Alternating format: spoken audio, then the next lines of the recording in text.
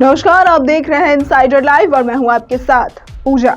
लोकसभा चुनाव का परिणाम घोषित हो गया है। बिहार की 40 सीटों में 30 सीटों पर एनडीए की जीत हुई है, 9 सीटों पर इंडिया गठबंधन की जीत हुई और 1 सीट पर निर्दलीय पप्पू यादव ने जीत हासिल की।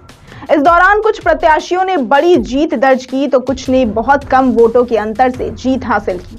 इन सीटों पर कांटे की टक्कर भी देखी गई। 2024 लोकसभा चुनाव में बिहार में सबसे कम वोटों से बीजेपी के राजीव प्रताप रूडी जीते हैं। राजीव प्रताप रूडी ने सारण से राजद प्रत्याशी और लालू प्रसाद यादव की दूसरी बेटी रोहिणी आचार्य को 13,471 मतों से पराजित किया। रोहिणी आचार्य पहली बार चुनाव लड़ रही थी। सबसे कम जीत का मार्जिन औरंगाबाद में राजद के अभय कुमार कुशवाहा को मिला।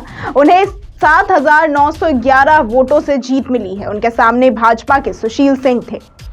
इसके अलावा अररिया में भाजपा के प्रदीप कुमार सिंह को 20,094 वोट मिले। उनके सामने राजद के शाहनवाज आलम थे।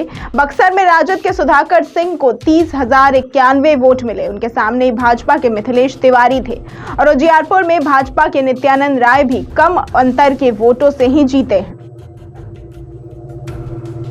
उन्हें 60,102 मत मिले। उनके सामने राजद के आलोक मेहता थे। आपको बता दें कि बिहार में एनडीए के घटक दल 40 सीटों में, बीजेपी 17 सीटों पर, जदयू 16 सीटों पर, लोजपा रामविलास 5 सीट पर, उपेंद्र कुशवाहा की पार्टी को 1 सीट और जीतन राम मांझी की पार्टी 1 सीट पर चुनाव लड़ी थी। बीजेपी ने 17 सीटों में 12 सीट पर जीत हासिल की। जदयू 16 सीटों में 12 सीटों पर जीत हासिल की। लोजपा रामविलास सभी 5 सीट जीतने में कामयाब हुई। जीतन राम मांझी अपनी सीट जीत गए, हालांकि उपेंद्र कुशवाहा हार गए। 2019 की तुलना की जाए तो 2024 में एनडीए को बिहार में 9 सीटों का नुकसान हुआ है। ऐसी तमाम खबरों और जानकारियों के लिए देखते रहें इनसाइडर लाइव।